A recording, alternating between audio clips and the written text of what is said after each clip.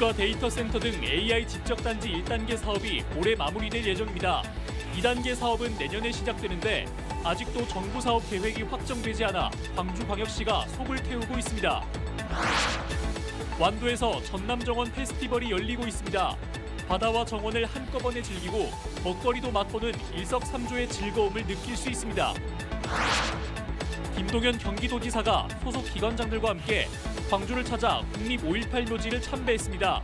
역사의 물줄기를 바꾼 광주 정신으로 대한민국의 대전환을 이루겠다고 밝혔습니다. 광주관광공사와 대구문화예술진흥원이 관광교류 협약을 맺었습니다. 오는 7월 두 도시의 축제와 맛집 등을 홍보하는 스포츠 연계 관광 이벤트를 추진할 방침입니다. 여러분 안녕하십니까? KBC 8시 뉴스입니다. 광주 첨단 3지구에 국가 AI 데이터 센터 등 각종 인프라를 갖추는 AI 집적단지 1단계 사업이 올해 마무리됩니다. 이제는 기업들이 사업 모델을 만들기 위해 아이디어를 실증하는 기반이 만들어져야 하는데요. 하지만 내년부터 시작돼야 할 2단계 사업이 아직도 확정되지 않으면서 광주시가 속을 태우고 있습니다. 정경원 기자입니다. 지난해 서비스를 시작한 국가 AI 데이터 센터. 올해 말 완공되는 초대형 드라이빙 시뮬레이터. 사업비 4,200억 원이 투입된 AI 집적단지 1단계 사업에 따라 첨단 3지구에 AI 인프라들이 속속 들어서고 있습니다. 지금까지 189개 기업이 광주 이전 의사를 밝히며 MOU를 체결했고 120곳에 이르는 기업이 실제로 광주로 이전했거나 사무실을 냈습니다. 1단계 사업은 올해 말 종료됩니다. 광주시는 인프라가 갖춰진 만큼 이제 기업들이 실제 사업 모델을 만들 수 있도록 실증을 하는 2단계 사업이 이어져야 한다고 강조했습니다. 특히 AI 사업 모델을 적용해 볼 수 있도록 지역 제조업체를 연결해주고 교통이나 쓰레기 등 도시 문제 해결에 AI를 활용하는 혁신 거점을 광주에 조성해야 한다는 겁니다. 1단계 사업 종료가 얼마 남지 않은 만큼 2단계 사업의 예비타당성 조사 면제를 강하게 요구하고 있습니다. 인공지능 기업들이 대부분 젊은 청년들로 구성이 되어 있기 때문에 국가 AI 경쟁력 강화뿐만 아니라 지역 균형 발전에도 반드시 기여할 수 있는 사업이다. 그리고 AI의 어떤 기술 속도로 봤을 때 지금 즉시 추진이 돼야 그 유의미한 효과를 볼 수 있다. 광주시는 투자의 필요성과 지역 균형 발전 등을 강조하며 정부 설득에 힘을 쏟고 있습니다. 하지만 세수가 줄어든 데다 AI 산업에 뛰어든 다른 지자체와의 경쟁까지 이어지며 녹록지만은 않은 상황입니다. KBC 정경원입니다. 바다와 정원의 아름다움을 만끽하고 신선한 수산물까지 맛볼 수 있는 일석삼조의 효과를 낼 수 있는 곳이 있습니다. 바로 청정수도 완도를 찾으면 가능한데요. 강동일 기자가 다녀왔습니다. 바다가 눈앞에 펼쳐지는 완도 해변공원에 정원 33개가 옹기종기 만들어졌습니다. 나무 아래에서 차를 마시며 심신을 치유하는 트리티하우스. 작은 집과 같은 정원을 비롯해 바다와 정원을 배경으로 한 로맨틱한 웨딩로드 등 전남 정원 페스티벌 행사장은 색다름 그 자체입니다. 출산하고 한 달 만에 처음 나왔는데 꽃들도 많고 사진 찍을 수 있는 테마가 다 색달라서 너무 기분 좋았던 것 같아요. 바다와 정원의 아름다움을 만끽했다면 바로 옆에서 진행되는 완도 장보고 수산물 축제에서는 다양한 즐거움을 경험할 수 있습니다. 대나무 낚싯대를 들이우는 정통 방식으로 싱싱한 도미와 우럭을 잡을 수 있습니다. 이게 손맛이네요. 너무 좋네요. 우럭 정도는 기대했는데 돔 2마리라서 올해 운회가 잘 칠 것 같습니다. 전복을 따는 체험도 가능하고 미지근한 물에 발을 담그면 피로도 풀 수 있습니다. 탁 트인 바다를 보며 정원의 즐거움을 누리고 신선한 수산물도 맛볼 수 있는 일석삼조의 기회가 청정수도 완도에서는 가능합니다. KBC 강동인입니다.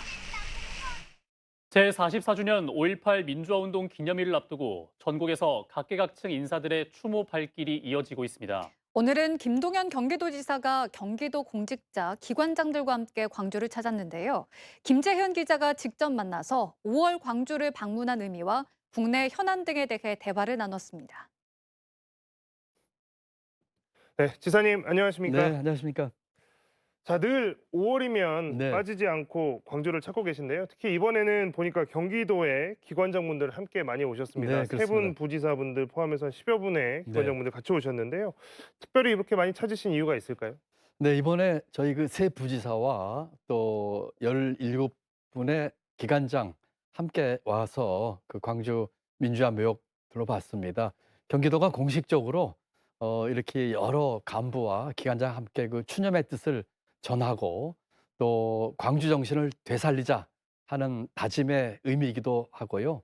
또 하나는 이번 윤석열 정부가 이 우리 광주 민주화 운동에 대해서 약속 안 지키고 또 제대로 그 정신을 그 되살리지 않은 것에 대한 분노와 또 전환을 촉구하는 그런 의미도 있다고 하겠습니다. 네. 자, 5.18 묘역을 참배하시는 분들이 이제 항상 오시면 방명록에 뭐라고 쓰시나 참 궁금해하시는 분들이 네, 많은데요. 오늘 역사의 물줄기를 바꾼 광주 정신으로 대한민국의 대전환을 이루겠습니다라고 쓰셨습니다. 많은 분들이 이제 궁금해하실 것 같습니다. 네. 대한민국의 대전환, 지사님께서 생각하시는 그 대전환은 어떤 의미일까요? 예, 우선 그 한 열흘 전에 그 당시에 그 여러 가지 실상을 전해준 그 AP의 그 테리 앤더슨 기자분이 작고를 하셨습니다. 그래서 우선 그 명복을 좀 빈다는 말씀을 한번 다시 드리고요.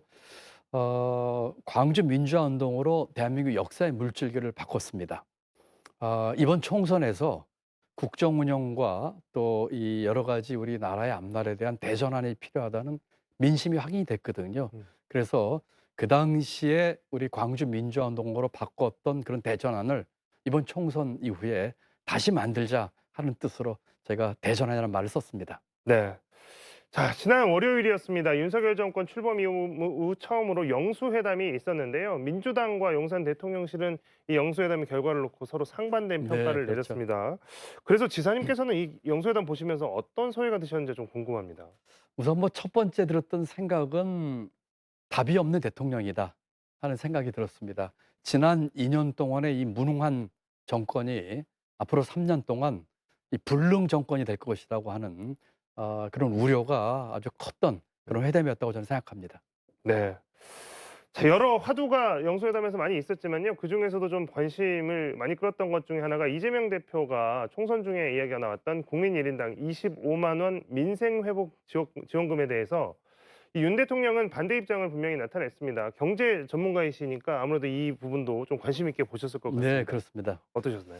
우선 이번 정부가 이 윤석열 정부가 경제 정책의 대전환, 특히 재정 정책의 대전환이 필요하다고 생각을 합니다.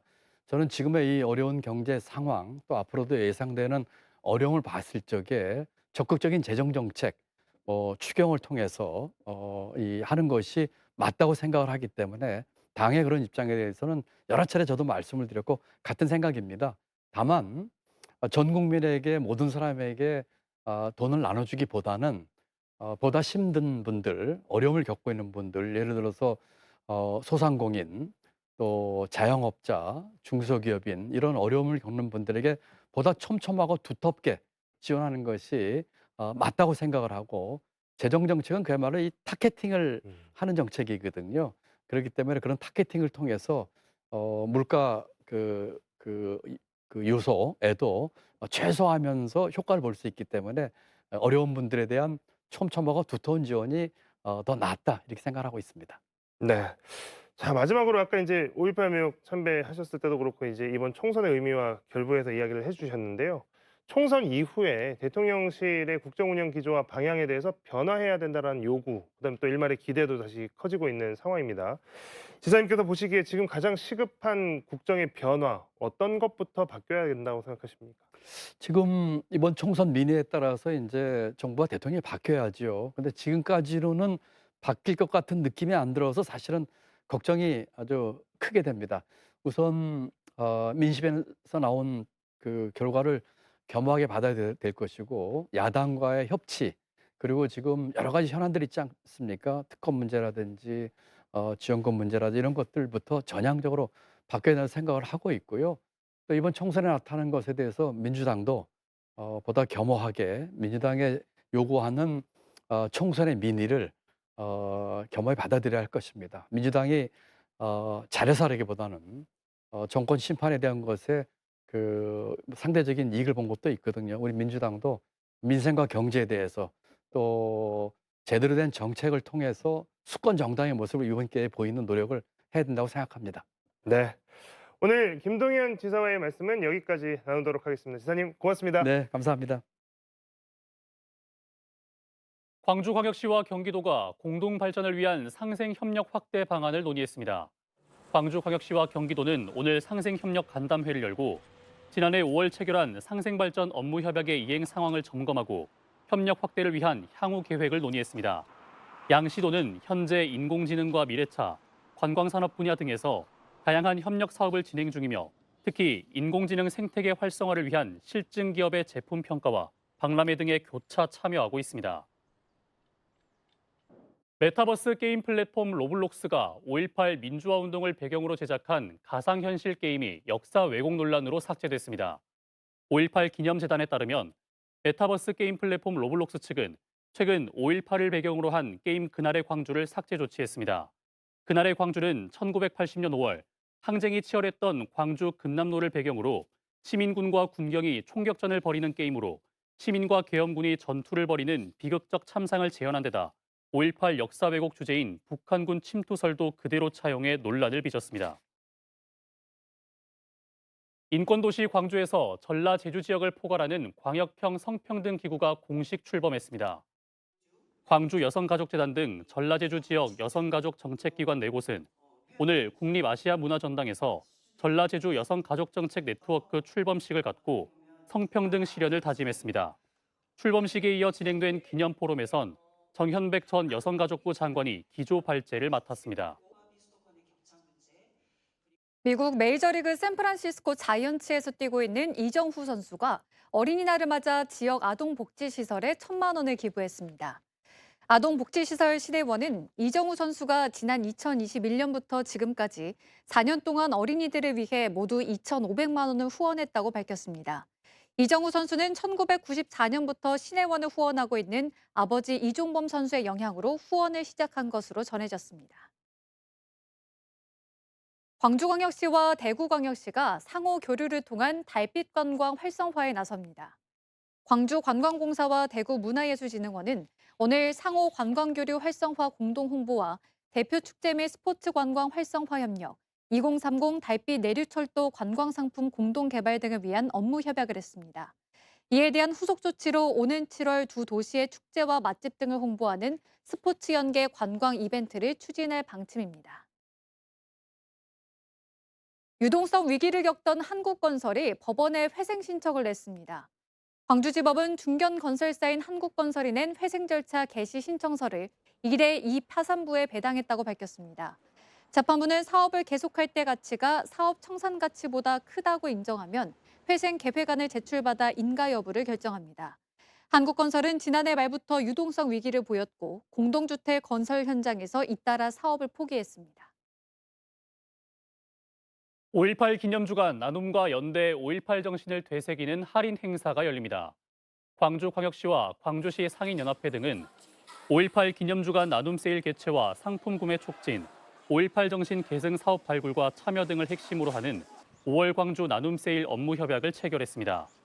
행사에는 궁전제과, 베비에르, 양동 복계상과 용봉동 패션의 거리, 봉선시장 등이 참여하며 5.18 기념주간인 15일부터 19일까지 5에서 18%의 특별 할인을 진행합니다. 우허가 공기총으로 길고양이를 쏜 A씨가 경찰에 입건됐습니다. 영암경찰서는 어제 오후 6시 30분쯤 영암군 한 주택가에서 무허가로 소지하고 있던 사냥용 공기총을 쏴 길고양이 2마리를 죽거나 다치게 한 혐의로 A씨를 붙잡아 조사하고 있습니다. 경찰은 길고양이들 때문에 피해가 많았다는 A씨의 진술을 토대로 정확한 사건 경위를 파악하고 있습니다.